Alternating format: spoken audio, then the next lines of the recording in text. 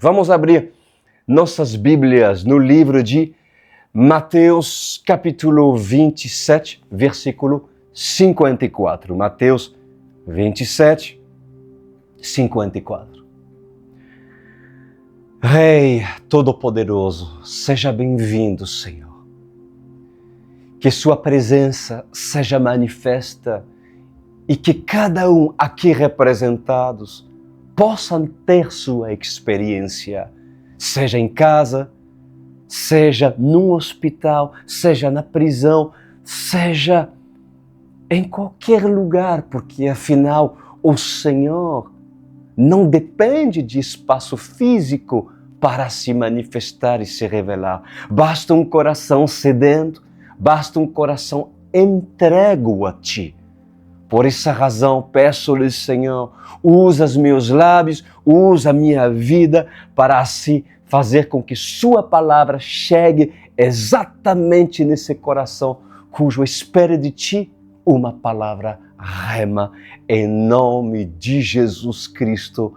Amém e amém. Glória a Deus. Então vamos lá, meus amados. Mateus 27, 54, diz a palavra do Senhor. Quando o centurião e os que com ele vigiavam Jesus viram um terremoto e tudo o que havia acontecido, ficaram aterrorizados e exclamaram: verdadeiramente, este era o Filho de Deus. Pois bem, olha, uma passagem que certamente já se viu em muitos filmes, até mesmo filmes de Hollywood. A passagem onde os centuriões romanos, que estavam agrupados cercando a cruz, onde Jesus já estava apagado, já estava morto. Mas nessa passagem, a Bíblia diz que o céu se escureceu. Imagina, coloca-se no lugar desse centurião e das pessoas que estavam lá presentes.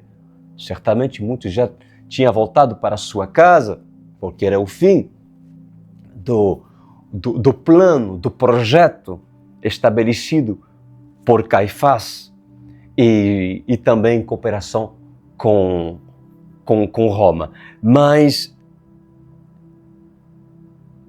aconteceu por parte dos romanos um reconhecimento tardio, mas houve reconhecimento. O dia virou noite, primeiro, e além disso, aconteceu um terremoto, mas tão grande que o temor e o tremor entrou nos corações desses centuriões. Aliás, desse centurião aqui citado. E olha que ele diz, ficaram aterrorizados, né? Havia vários centuriões, e exclamaram, verdadeiramente este era o Filho de Deus. Bom, vamos falar sobre a morte, mas também vamos falar sobre a vida.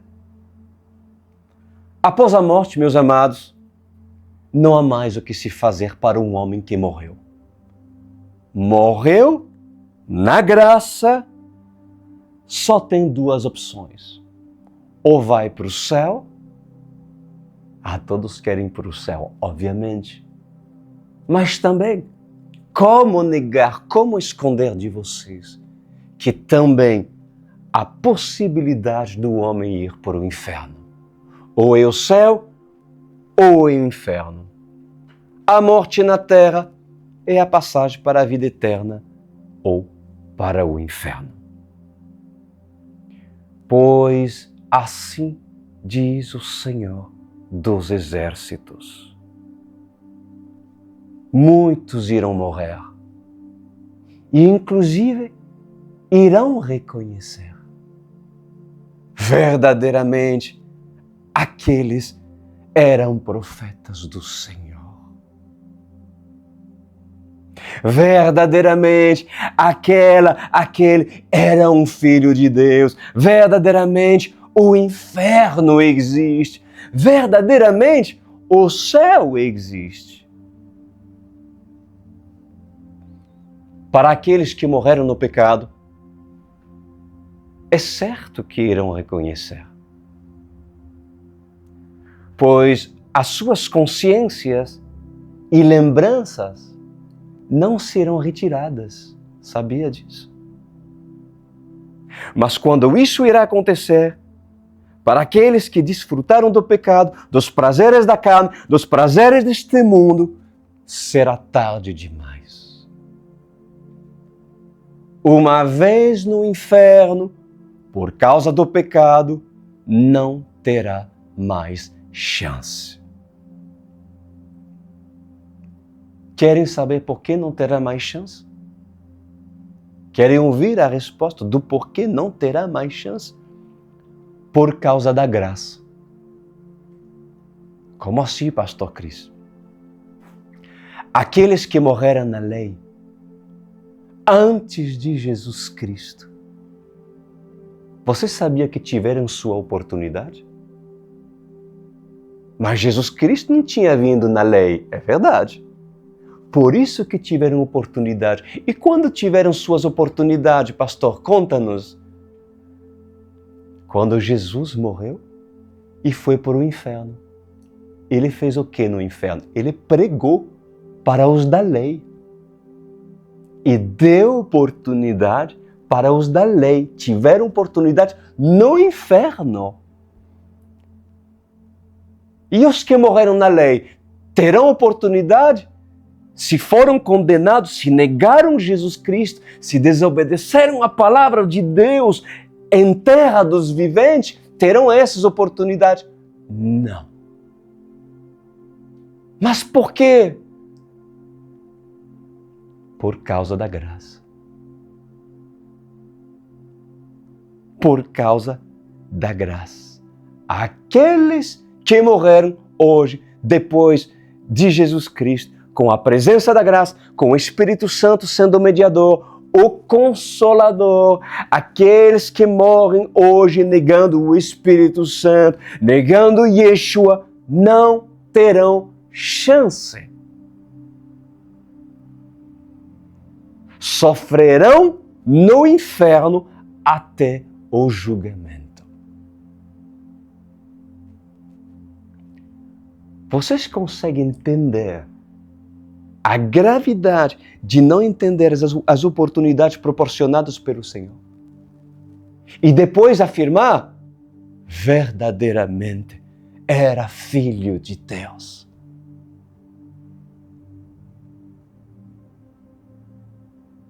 Não adianta depois no inferno dizer verdadeiramente as palavras do pastor Cris eram verdadeiras, verdadeiramente deveria ter ouvido e colocado em prática. Verdadeiramente, mas pode ser tarde demais. Pois em verdade eu vos digo, muitos irão dizer verdadeiramente, esses eram profetas do Senhor. Verdadeiramente, essas eram as testemunhas do Senhor. Verdadeiramente, essa era a igreja do Senhor. Verdadeiramente, eram apóstolos do Senhor, pastores do Senhor. E esses serão levados pelos demônios à entrada de um portal. O portal do submundo, o Hades. Querem saber? É um grande mistério, né? O que acontece depois da morte? Muitos afirmam, depois da morte não tem mais nada. Depois da morte não tem mais nada. Quer pagar para ver? Pois eu te digo, depois da morte Tem algo sim. E tudo aquilo que irá acontecer para a sua vida, o seu destino, vai depender das decisões de vocês hoje reconhecer aquilo que Deus está lhe mostrando, as oportunidades de vocês conhecerem a verdade sem ocultá-la na sua essência. Por que eu estou falando isso? Sem ocultá-la na sua essência, porque é a igreja que engana você. Prega o céu, só o céu, só o céu, mas não pregam acerca daquilo que Jesus Cristo inúmeras vezes ministrou sobre o ranger de dentes, sobre um lugar de sofrimento, um lugar chamado Hades, um lugar chamado inferno. Não, eu não estou falando isso para aterrorizar você, para ser aquela pessoa cujo pode ser vista como o profeta do caos. Não, eu estou falando a verdade. É necessário que você saiba o que há.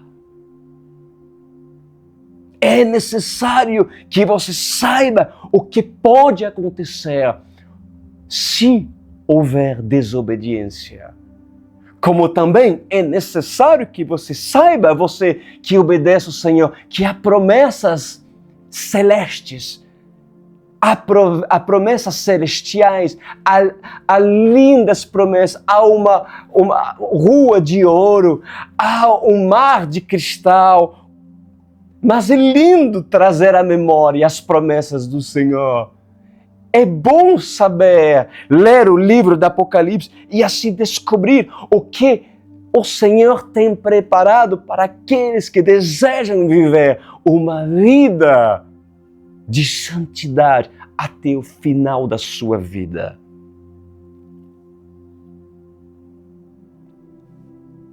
O inferno existe. E é isso que irá acontecer com aqueles que morrer no pecado.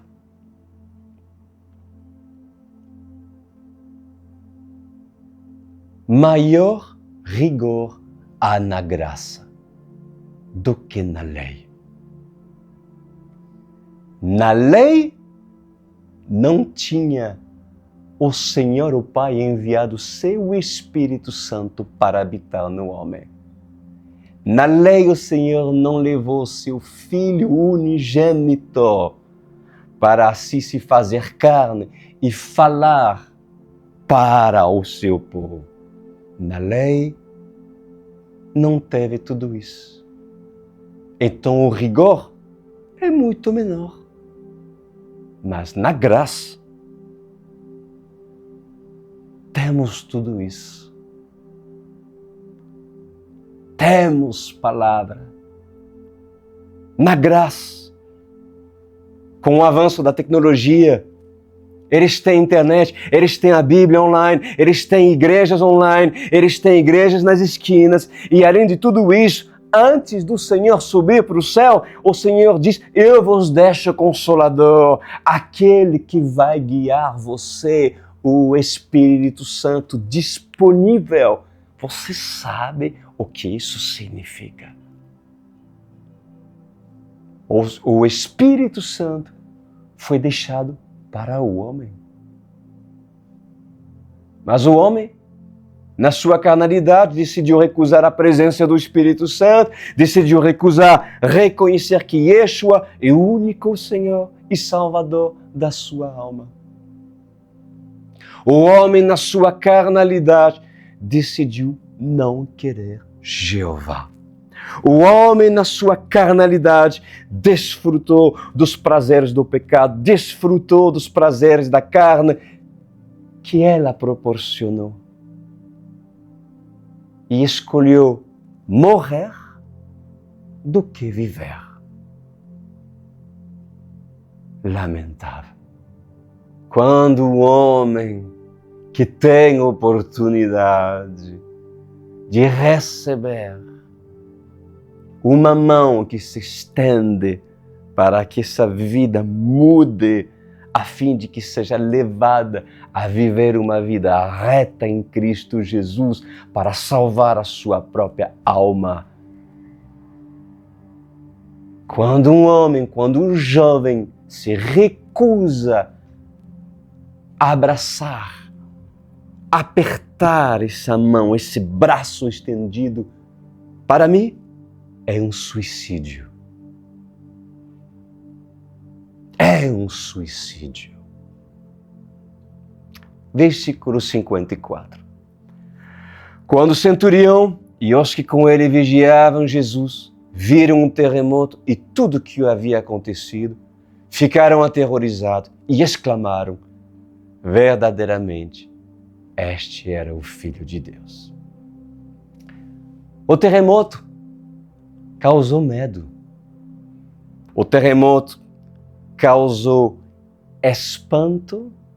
A escuridão causou temor e pavor para todos aqueles que estavam na luz do dia, diz o Senhor dos Exércitos. Naquele momento, esses homens reconheceram. E o que dizer, diz o Senhor, dos habitantes de Jerusalém, quando eles virem os mortos ressuscitarem? Pois assim diz o Senhor nessa noite. Em verdade, muitos ficaram espantados, diz o Senhor, aterrorizados, e as notícias se espalharam e chegaram até Pilatos. Escuta o que o Senhor vai descrever os bastidores daquilo que aconteceu quando tudo aquilo surgiu. Porque, vamos lá, vamos usar um pouco de lógica. Pessoal, já tinha um tumulto fora do normal em Jerusalém. Quem não sabia aquilo que estava acontecendo com Jesus Cristo quando o crucificaram, né? Era obviamente a notícia mais falada, se falava, mas o que deveria ter acontecido na mente dos habitantes de Jerusalém, que no mesmo dia, aquilo que deveria ser dia virou escuridão e um terremoto? Imagina o que estava acontecendo na cabeça dos habitantes de Jerusalém. Então, quando tudo isso aconteceu, procuraram quem? Pilatos. A notícia se espalhou até Pilatos.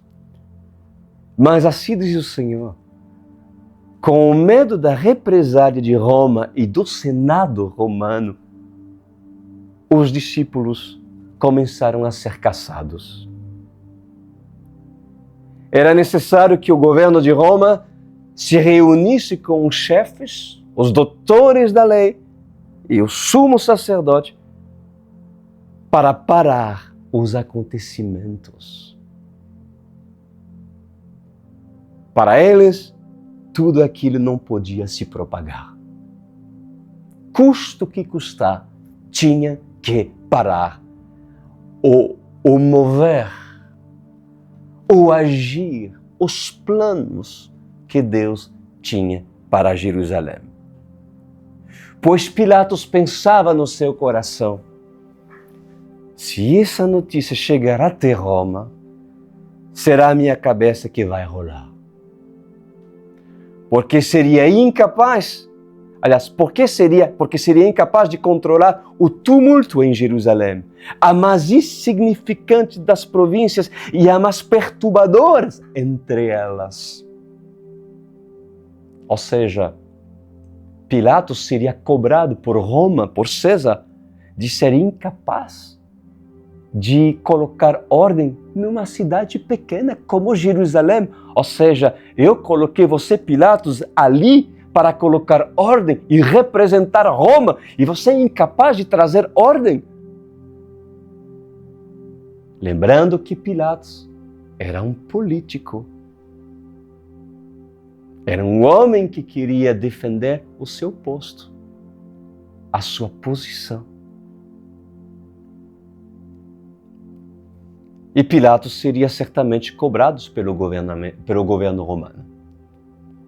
Sua legião e todos que estavam debaixo da sua autoridade, inclusive a sua própria casa, pagariam um preço alto por não ter o controle de governar bem a província de rebeldes. Isso é fato.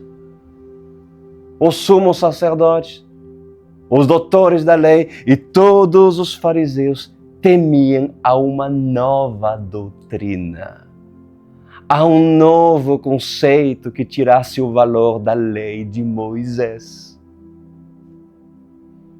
Ao espalhar a notícia, seria prejudicial ao governo de Caifás. Afinal, Caifás sustentava a sua casa e todos que estavam debaixo da sua autoridade com a riqueza que recebia do templo. Caifás era um corrupto religioso. Caifás enriquecia cada vez mais. Como a sua moral poderia estar em alta? Por causa dos rumores? Como que ele poderia manter a sua moral em alta? Pois certamente ele não houvesse tido crédito algum entre os sacerdotes e os doutores da lei, porque Caifás era responsável para tomar decisões e foi responsável por crucificar o Filho de Deus. E isso seria terrível para o governo de Caifás. Então o que fizeram? Querem saber o que fizeram? Tentaram subornar os guardas que guardavam o túmulo. Tentaram achar alguma forma, alguma maneira para calar-se os seguidores de Jesus e estudar um plano para matar os apóstolos. Afinal, a paz e a calmaria deveria estar de volta em Jerusalém, custe o que custar. Era o papel de Pilatos e também por parte do governo de Caifás. Hipócritas que são. Versículo 55 diz assim: muitas mulheres estavam ali, observando de longe. Elas haviam seguido Jesus desde a Galileia para o servir.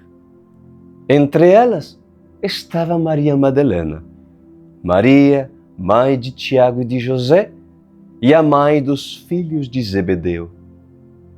Ao cair da tarde, chegou um homem rico, de Arimateia, chamado José, que se tornaram discípulo de Jesus. Dirigindo-se a Pilatos, pediu o corpo de Jesus e Pilatos ordenou que ele fosse entregue. José tomou o corpo, envolveu num lençol limpo de linho e o colocou num sepulcro novo, que ele havia mandado cavar na rocha. E fazendo rolar uma grande pedra sobre a entrada do sepulcro, retirou-se. Maria Madalena e outra Maria estavam assentados ali, em frente do sepulcro.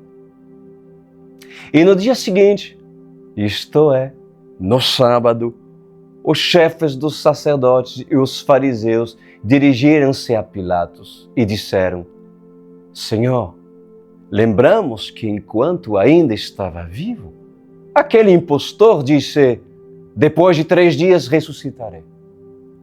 Ordena, pois, que o sepulcro dele seja guardado e até o 3º dia, para que não venham seus discípulos e, roubando o corpo, digam ao povo que ele ressuscitou dentre os mortos. Este último engano será pior do que o primeiro. Levem um destacamento, respondeu Pilatos. Podem ir e mantêm o sepulcro em segurança como acharam melhor. Eles foram e armaram um esquema de segurança no sepulcro. E além de deixarem um destacamento montando guarda, lacraram a pedra. Bom, vamos falar desse trecho aqui. Amados, tudo foi planejado. Eles temiam a ressurreição. Temiam que o corpo poderia ser roubado. Temiam que a fama de Jesus pudesse se propagar, mesmo depois de morto. Eles temiam também a peregrinação até Jerusalém. E temiam o descrédito da lei de Moisés. Temiam perder a moral perante o povo, perante aqueles que os sustentavam e que os admiravam como homens da lei, homens da religião, homens, entre aspas, de Deus.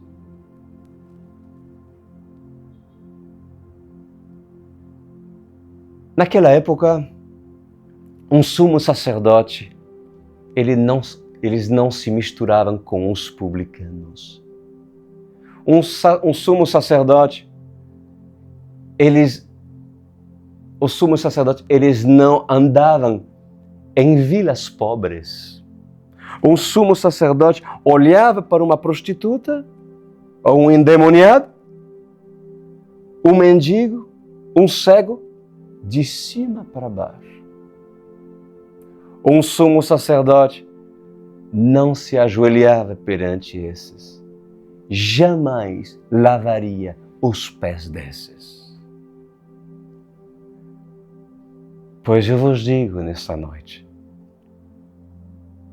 um sumo sacerdote é a representação de muitos poderosos que acham que têm o domínio, acham que têm o poder e o dinheiro e levam consigo a grande espiritualidade através das suas batas, através das suas túnicas, através do seu kippah. Sabe o que é o kippah? Aquilo que os judeus têm. Aquele chapeuzinho que eles colocam em cima da sua cabeça. Através das suas túnicas. Através da Bíblia que eles levam debaixo do seu braço. Através do seu terno ou através da sua modernidade. Seja católico, um evangélico, um judeu, um pastor moderno, pastor antigo, ou seja, de qual for a denominação, religião ou crença, esses sumos sacerdotes acham que são os donos da fé, donos da verdade, donos da justiça e donos da lei. Mas na realidade, eles enganam a si mesmos, porque no particular, se reúnem na casa de Pilatos e dizem: o que vamos fazer? E se ele falou a verdade? E se realmente ele ressuscitou dentre os mortos? E se realmente o corpo foi roubado e houver peregrinação em Jerusalém? É certo que não vamos ter mais a oferta do grande empresário. É certo que não vamos ter mais oferta do ator. É certo que não vamos ter o dízimo do jogador. É certo que não vamos ter o dízimo da atriz. É certo que não vamos ter o dízimo do famoso. É certo que não vamos ter o dízimo do poderoso. Sendo assim, vamos calar os apóstolos. Vamos fechar a boca dos apóstolos antes que se propague que Jesus Cristo é o Senhor. Vamos fechar a boca dos profetas antes que eles profetizem coisas ruins contra nós, como Elias profetizava no templo de Jezabel e de Acabe. Vamos calar os profetas que hoje anunciam o verdadeiro evangelho. Não vamos dar ouvido às suas queixas. Sabemos que eles estão. E sabemos que eles pregam a verdade. Sabemos que é homem e mulher de Deus, mas não podemos dar crédito a eles. Porque se o povo ouvir a mensagem de um profeta verdadeiro, o povo vai se voltar contra nós. Então, deixem-os quietos e não mexe com eles. Não mexe com este. Não retruque. Não fale nada. Afinal, se vocês falaram alguma coisa, eu, sendo Pilatos, lavo as minhas mãos.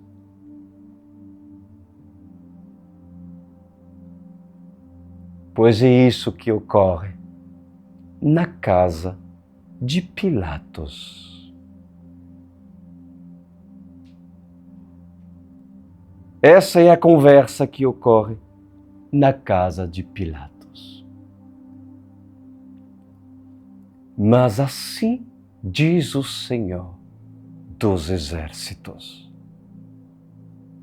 Mesmo que Pilatos use estratégias, mesmo que os chefes da lei e os sacerdotes dessa era procuram métodos para poder fugir desse confronto, chegará o momento, chegará a hora que não terão como fugir.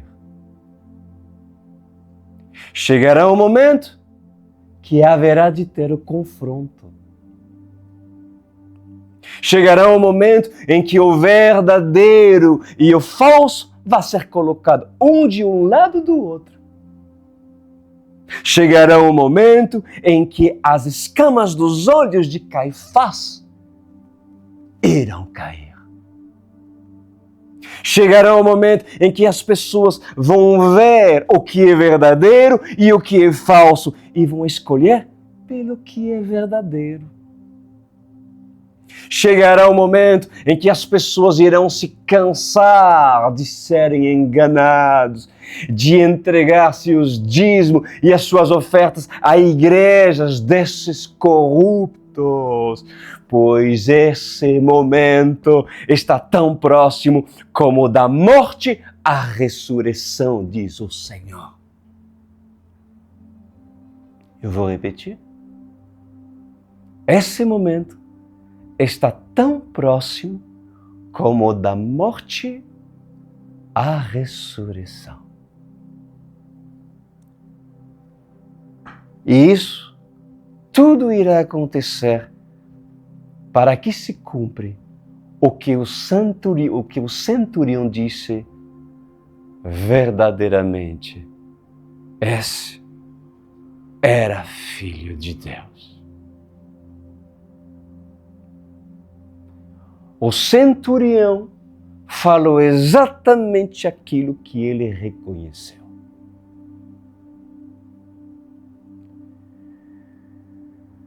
Quantos centuriões irão reconhecer quando colocar diante dos seus olhos a verdade e também a mentira, o verdadeiro e também o falso? Quantos irão sair debaixo do domínio de Caifás? Quantos não irão querer mais estar debaixo desse domínio? Quantos irão fugir das reuniões da casa de Pilatos? Pois assim continua dizendo o Senhor. Em verdade, eu vos digo. O que aconteceu depois da minha morte, até o dia de hoje, é lembrado. Mortos ressuscitaram e andaram por Jerusalém. Mortos ressuscitaram e apareceram vivos em Jerusalém. Ressuscitaram no dia que eu ressuscitei, diz o Senhor. Eu ressuscitei e apareci aos meus discípulos. Deixei para os meus discípulos a autoridade do meu nome para curar enfermos, expulsar demônios e trazer liberdades para os cativos. Deixei o Espírito Santo, o Consolador, para guiar a igreja.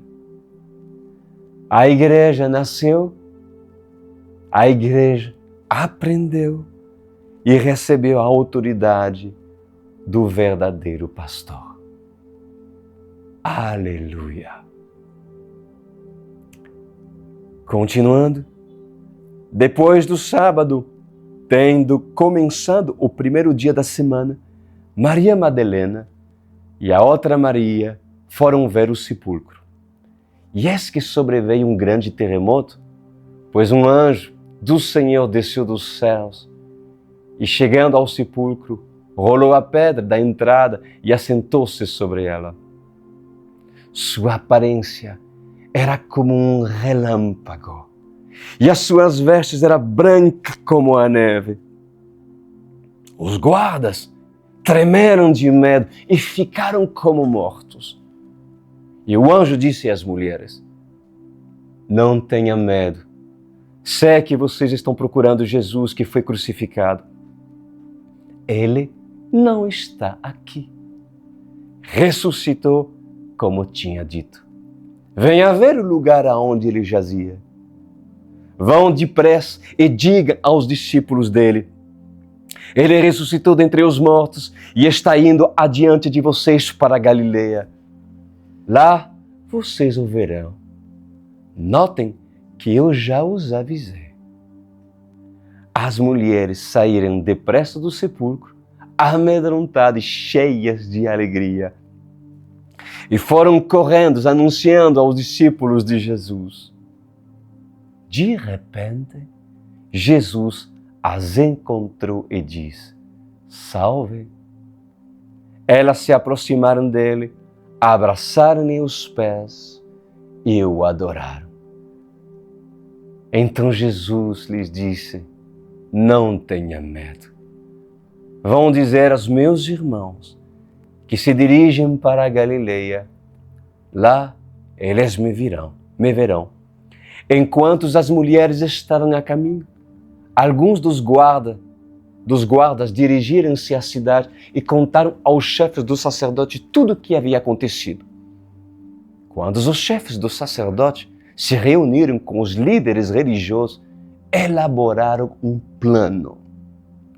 Deram aos soldados grande soma de dinheiro, dizendo-lhes, olha essa raça de víbora, dizendo-lhes: vocês devem declarar o seguinte: os discípulos dele vieram durante a noite e furtaram o corpo enquanto estávamos dormindo.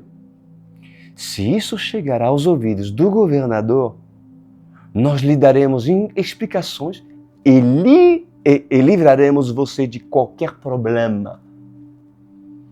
Assim, os soldados receberam o dinheiro e fizeram como tinha sido instruído. E essa versão se divulgou entre os judeus até o dia de hoje. Vamos repetir? E essa versão se divulgou entre os judeus até o dia de hoje. Roubaram o corpo de Jesus. Por isso, amada igreja, que os judeus que estavam em Jerusalém, na sua grande maioria, e principalmente aqueles que estavam debaixo da autoridade de Caifás, não acreditaram nos apóstolos. Acreditaram nos guardas que foram comprados por denários, acreditaram que o corpo poderia ter sido roubado, mas não acreditaram no discurso dos apóstolos.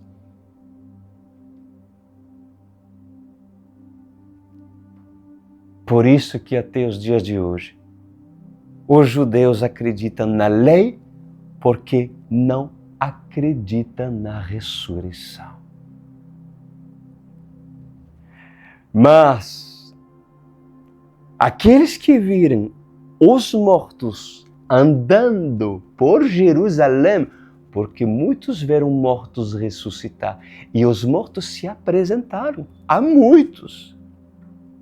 Aqueles que tiveram experiências particulares disseram entre si, assim diz o Senhor, é impossível não acreditar.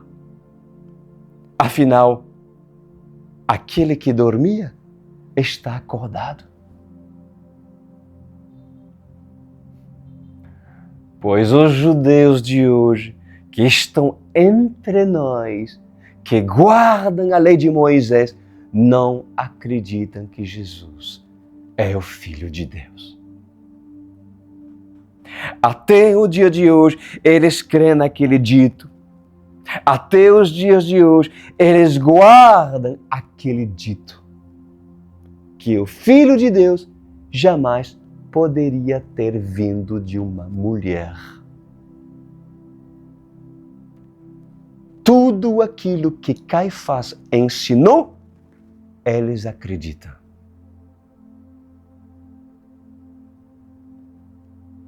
Qual é a diferença daqueles que estão debaixo de autoridades erradas? Mesmo sabendo que os ensinamentos de Caifás estão errados, esses dizem, como prega o meu pastor. O meu pastor é um homem de Deus. Mas esse pastor é um filho de Caifás. Esse pastor rouba e esse pastor adultera. Mas por causa do dito e porque alguns que estão com eles foram pagos por moedas de prata e de ouro, eles se vendem, eles preferem ouvir aqueles que dizem coisas mal dos apóstolos do que até mesmo ouvir e dar crédito àqueles que vivem em santidade. Consegues entender?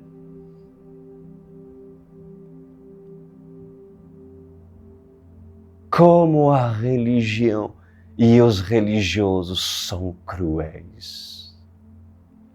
Como são cruéis. E eu termino. Versículo 16. Os 11 discípulos foram para a Galileia, para o monte que Jesus lhes indicara. Quando o viram, o adoraram, mas alguns duvidaram. Olha só, alguns duvidaram. Então Jesus aproximou-se dele e disse, foi-me dado toda a autoridade nos céus e na terra. Portanto, vão e façam discípulos de todas as nações, batizando-os em nome do Pai, do Filho e do Espírito Santo, e ensinando-os a obedecer a tudo o que eu lhes ordenei, e eu estarei sempre com vocês até o fim dos tempos. Alguns duvidaram. Quem duvidou? Adivinha? Tomé. Tomé duvidou. Talvez Tomé não viu o homem cujo andou com ele durante 3 anos. Eu estou falando da fisionomia de Jesus. Talvez Tomé não viu durante 3 anos a santidade desse homem. E diante dos olhos dele estava um homem puro, santo e com vestes sacerdotais. E Tomé disse em seu coração, eu esperava um homem que ande com ele. Mas eu vejo um santo. Duvido que seja o homem que andou comigo. Ah, Tomé. Pois guardem o que eu vou lhe falar. O Senhor, Ele tem prazer de se revelar para aquela que um dia foi prostituta e decidiu se lançar aos pés do Senhor e a adorá-lo. Ou seja, o Senhor deseja se revelar para um pecador. Para um pecador. E quando reconhecemos a sua presença, o Senhor deseja uma coisa, que nós nos lancemos aos seus pés e o adoremos. Venha, Maria Madalena, juntem-se aos demais apóstolos, aos discípulos. Ide a todo mundo e pregai o Evangelho a toda criatura. Assim diz o Senhor dos Exércitos nessa noite. A mensagem foi clara. O Senhor abordou várias coisas. Mas para sua lembrança, lembrem-se, há um céu e também há um inferno. Quem te ama fará de tudo para você não ir para o inferno, para te avisar os perigos que pode ocasionar decisões que não se alinham com a obediência a Deus. Mas será que você tem uma pessoa do seu lado capaz de lhe avisar se vocês estão optando em entrar por um caminho que não é, que pode ser nefasta, que pode ser prejudicial para ti e tua casa? Você tem uma pessoa colocada por Deus para justamente te impedir ir para o inferno, que lhe prega a palavra do Senhor. E se necessário, que estará para o lembrar de voltar ao primeiro amor, se talvez o homem se esquecer ou se acostuma em viver uma vida religiosa.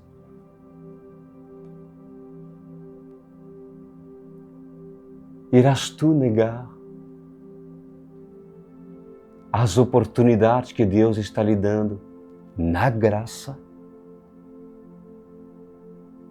Na graça.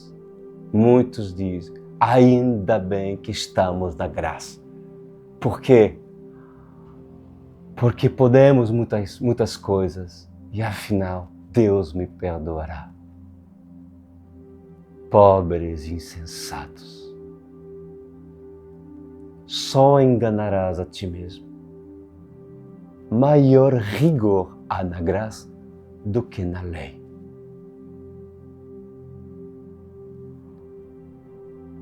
Eu te faço um convite para você ser parte desse ministério. Não seja duro.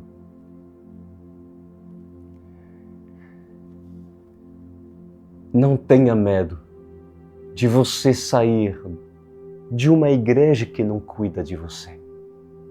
Não tenha medo das consequências do que seu pai falará, do que sua mãe pode falar, do que os seus amigos que pertencem a um sistema cujo tu sabe no fundo, o que acontece nos bastidores. Afinal, um escolhido, que é escolhido, é avisado. Porque nada fica encoberto. Mas nada fica encoberto para quem? para quem é do Senhor. Para os que se comprazem no engano, esses podem te enganar a vida toda. Mas ali está, por se comprazer no engano, mereces o líder que tu tens. Mas se tu estás ali dentro e tu sabes que está errado, porque tem alguém, por misericórdia, que lhe mostra o que é. Se vendo, tu não toma atitude, então, pobre de ti, por recusar uma mão que se estenda para salvar tua vida e te instruir para a vida eterna. Pai amado, essa mensagem foi ministrada, que o Senhor possa convencer essa vida, que o Senhor possa trazer temor e tremor, para que todas as pessoas aqui representadas se esforcem em viver uma vida de santidade e principalmente entender qual é a sua vontade aqui na terra. Obrigado por essa palavra, Yeshua. Amém e amém. O convite foi feito. Eis aí o QR Code. Aproxima seu celular e você, lendo aquela codificação, vocês irão acessar diretamente ao cadastro. Então faça-o agora com calma. E se você prefere, de repente, é um pouco difícil pelo QR Code, vocês podem entrar no meu site, também crisduran.com.br. Lá vocês verão escrito Online World Church e aperta a janelinha para vocês acessar o cadastro. Mas, gente, eu não me canso de fazer esse convite. Não me canso de dar oportunidade. Meu chamado é isso, é lançar semente. E hoje, uma semente chegou até você. Não a despreza. Shabbat Shalom. Bom sábado para todos vocês. E lembra-se, próxima terça-feira, nesse mesmo canal da OC.br. Abraço para todos.